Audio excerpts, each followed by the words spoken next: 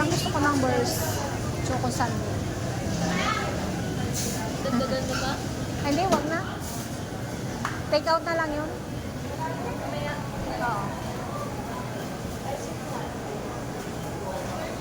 Hindi mo ba yung kaklase?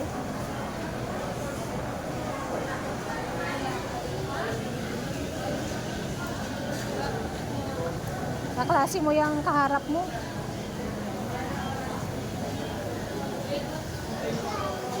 Ano ba pangalan niya? Nakalimutan ko. Si Nicole. Klase mo yun eh.